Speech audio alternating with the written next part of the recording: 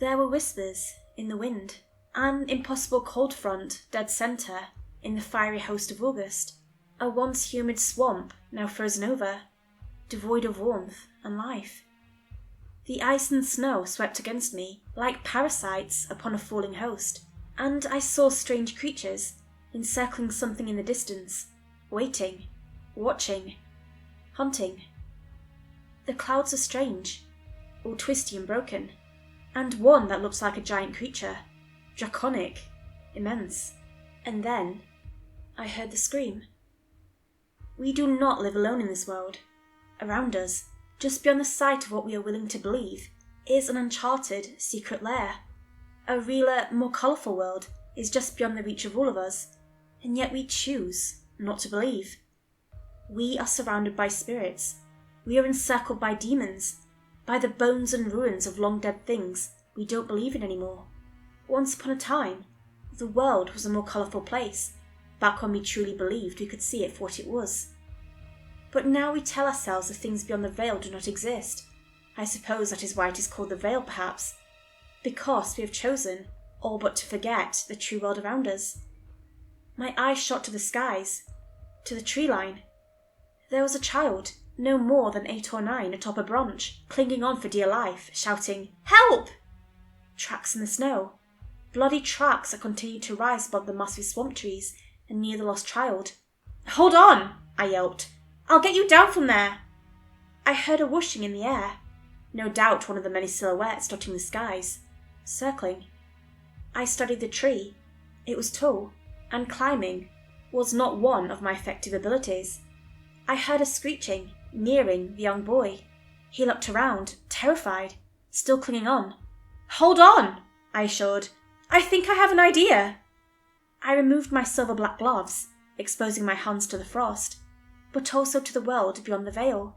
I had a plan, albeit a rather insane one, an ancient art I had heard of but never attempted, one only the most believing of the gifted could use. I placed my hands upon the bark of the tree, feeling every single crack, thought, idea, memory flow through my body. I called upon the very nature of the tree itself, and pushed my mind and spirit into it. Willpower. I was going to use willpower to physically bend the tree with my mind.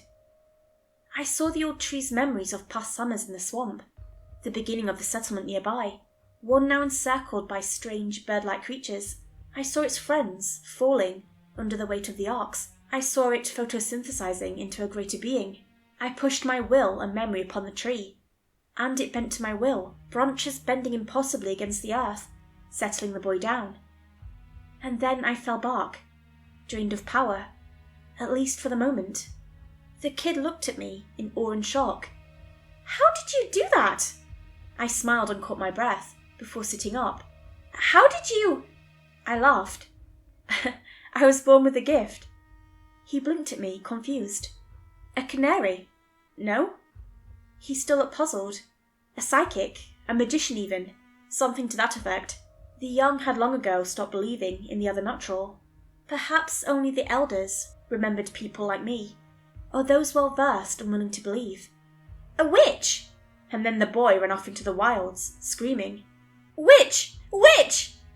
I practically growled in annoyance and chased after the boy, running through the frozen swampland, and a screech, and then a black ball of something slammed into me, knocking me onto the frozen ice. I regained myself and faced the creature. It hissed and rose to its full height. 4-winged, jet black, circular rings of gold. It crawled on 4 limbs, each adorned with long, gnarled feathers. A beak emerged from the black, and 4 eyes, adorned on 2 sides of a spider-like head. I stepped back and watched it in awe. "What the hell are you?" A shadow cast over me, quick as lightning, and I looked up to see another flying beast encircle me. This was coloured in blues and greens, and adorned with the same gold rings. The first creature charged and pounced at me, 2 clawed hands rising to seize me. No time to think. I raised my hands up and reached into the deep beyond, the ether of all life and death, and seized the creature's innermost self. If I could bend the tree by sheer willpower, I could do the same to the creature. Using the remnants of my strength, I was barely able to steer it off course, and I suffered a cut on the cheek. And then the other coloured creature, tucked to the skies, now diving head first with an open set of 4 beaks, each as sharp as knives. I had no time to think. Bang! And the creature was knocked asunder, with enough force to crack through the frozen swamp and into the cold waters below. It struggled and drowned. I felt a hand on my shoulder. "Quickly now," a rough voice dictated. "That shot'll drive more here." I rose and met my saviour, a man dressed in flannel, pistol in one hand, the other reaching for a hatchet. "What the hell is going on here?" I snapped, tagging along as he eyed the skies, walking hesitantly. "Isn't Louisiana supposed to be hot during this time of year?" A creature dropped from the skies and met the sharp blade of the hatchet. "It's this storm, Lass. It's other side magic, that's what." Other side magic? Was he gifted too? A believer? I caught my foot on a log and tripped. He helped me up. "Are you gifted too?" I asked, confused. Rarely did I meet others like me, especially not outside the cursed artifact trade, where canaries, at their own risk of death, would verify the danger of cursed artifacts. He laughed. "Ogland Bridge." He pointed to a sign above a great bridge. "That's the name of our town." He thought for a bit as we stepped foot onto the bridge. "You know about Janus Ogland?" I thought for a bit. History, fortunately, was a strong suit. He invented the theory of disbelief, no? The rescuer nodded. "Co-creator, really. And my name is Theodore Ogland." We passed a barrier, magic upon the bridge, and I felt it buzz lightly against my skin. Nobody knows who we work with, exactly. The air got warmer, fueled by magic. What is this place? It certainly believed, whatever it was. He greeted a guard equipped with a hatchet, and we entered town, officially now. "We're all believers here, Lass." We stopped, allowing me to observe the town, awed. "My ancestor first founded this little community to test his theory of disbelief." I had heard of this. Janus Ogland came to the area, once plagued by an invasive species of Highland false unicorn that had been brought by previous settlers. By convincing the settlers to merely ignore the creatures, to tell their children no such thing existed, he was able to create the first pockets of disbelief, neutralizing the creatures and separating our world from theirs. His unnaturally long age, no doubt brought on by his work with the unnatural, allowed him to steer the world towards an era with less magic, more logic, one far easier to navigate. "So," I began, "you mean to say everyone here works with the unnatural side of the world?" He nodded and gestured towards some buildings. "Research labs, spellbook foundries." He gestured to younger people, generating fire from air. "We work with the pockets of people who still believe in researching the world of spirits." This awed me. How come I've never heard of it? He laughed. "I assume you've worked in the black market artifact trade." I nodded. "We've sworn to hide ourselves from them. Too many are interested in taking advantage of the rare and powerful for their own profits." I nodded. Makes sense. I thought about the authority of the cursed world, one that seized cursed artifacts to hide them away. Then you must work for the company. Company 7. He shook his head. "Not usually, no. We're here to research and document, not to lock things away. He paused, wondering if he should speak. "I believe my grandfather was wrong. We should have found a way to coexist with the creatures beyond, and this place is working on restoring magic to the world." I looked at the unnatural storm that had turned the hot southern summer into a frozen hell. "And that?" Theodore shrugged. "Not our doing. We're not the only area affected, and I assume whatever those flying things were could have something to do with it."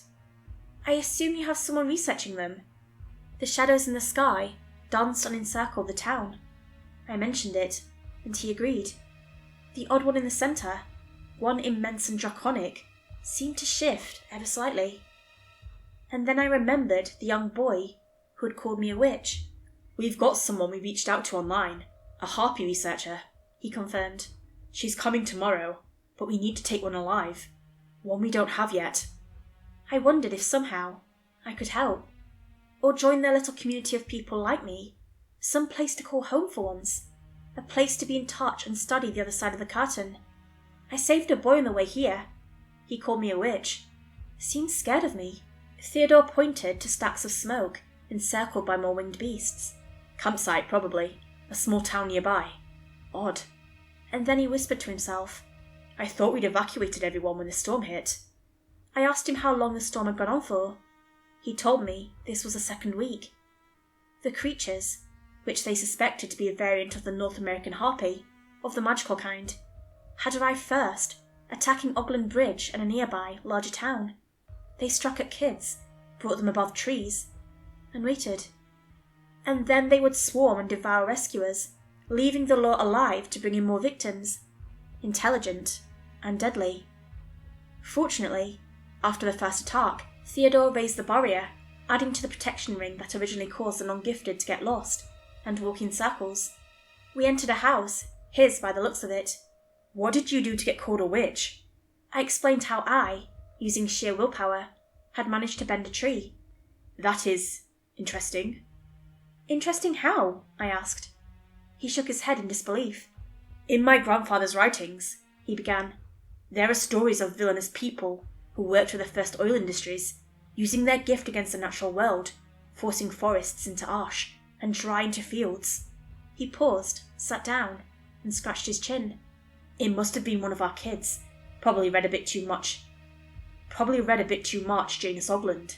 This made more sense. So, it's frowned upon. He sat me down on the sofa, and then returned with tea and a biscuit. Flannel jacket now replaced with a grey sweater. After the oil age, we found them and had them executed. So no, unless you use it for evil. He took a bite. You're lucky to have it. I imagine 1 in 1,000 of our kind can really get in touch with the other side of the curtain. Thank you. I took a bite of the biscuit and sipped my tea, a divine warmth amongst the freezing ice. It was then I realised I was drenched in snow, still shivering from the cold. My apologies. Theodore suddenly spoke, in between bites of, surely enchanted, biscuit. I should find you something to wear. I shook my head. No need. I should have something in my... I looked around. Backpack. It was at that moment I realised I had not carried my backpack into town. I thought It must have fallen when those things attacked. He scratched his head. I did rush us into town. Yes, that was it. I must have been so concerned with getting somewhere safe. Here, come with me. Let's find something for you to wear. I observed his house as I followed. It was a lot bigger than the small, minimal, almost cubic look it had on the outside. I noted the finely weaved curtains, gold embroidery flowing with strength. I noted lost, ancient photographs of his ancestor, Janus, with creatures even I had never heard of. We entered his closet, and he began to ruffle through them. Now, let's see what we have. Jackets, hats, binders, bucket hats, more flannel. There was an array of photographs, each of Janus and a man that seemed distant, yet ever familiar. Ah, here we go. He handed me a pile of clothes that seemed could fit me. Who is that? I pointed to the man in the photograph. Looks familiar, doesn't he? I nodded, humming as I did. Something in his eyes. I don't know, honestly. My grandfather just had the photos, and I do research in here sometimes. In the closet? I wondered. Old habit, I suppose, he murmured. Come out when you've changed. And he left. I changed, and met him outside. He explained I would be free to stay in a guest room, seeing as I hadn't tried to kill him yet. And we don't exactly have a hotel, he pointed out. Usually visitors stay with me. And my backpack, I reminded. I need it. A bright look seemed to come across his face. We've been having some trouble taking one of those things alive, he started, and seeing that you have some control over. This is all very new to me, I protested. I was barely able to do all of that. He smiled, knowingly, a secret in his head. Perhaps by your bare self, yes. He beckoned for me to follow, and I did. We exited his house, into the luke-cold streets, passing snow that felt uncomfortably warm, and past a row of small cafes and laboratories, and then past a place for fishing, and into a little brick shop filled with herbs, talismans, and weapons. A man in a rather silly-looking hat and hoodie waved at us. Theodore, he greeted. How are we doing on the storm situation? Theo nodded along. I believe Aster here. I waved. Can help us with securing a live harpy. The man looked rather disgruntled at that. I think we need to call a specialist into this one. I am calling a specialist. Ren Alderwood is coming in. He sighed. The bird researcher. West Harpy researcher, Theodore continued. He turned to me. Max here is an ex-monster hunter. Came down here to retire and help us in case things go south. West Harpies were after their rather small connection to the traditional Harpy. You don't need a researcher. Someone who can actually do more than point and look, Max sternly asserted. A specialist. Max, for the last time, I do not want to involve the company, Theodore redoubled. I was glad. My run-ins with the group had left a rather bad taste in my mouth, and there was a warrant out for me for unwarranted magic, and participating in the artifact trade. The company didn't really care enough to seize random psychics in the trade, no. But an artifact I had handled had been involved in the deaths of many of their own agents, some cast painting created by one of the more elder Celestials. Therefore, warrant. And the fact they didn't seem to like anyone but them being in control and hiding the true nature of the world away. Then I will see you this evening. And with that, Theodore walked away, taking me with him. I had the feeling I was about to be used as a tool between a quarrel. I certainly had no problem with it. I was all for sticking it to the would-be authority, the company. We approached a rack of gloves, and he picked out a set. Your gloves are silver-backed, no? I nodded. The silver shielded me from hungry beings, and people who could off me. It, however, disconnected me to an extent from the greater world. He continued. Now these are whale-backed, he explained. You have worked with whalebones, no? I nodded. I've got a piece in my backpack that lets me draw out truth from people. Then this should be a no-brainer. He gave them to me, and I slipped them on.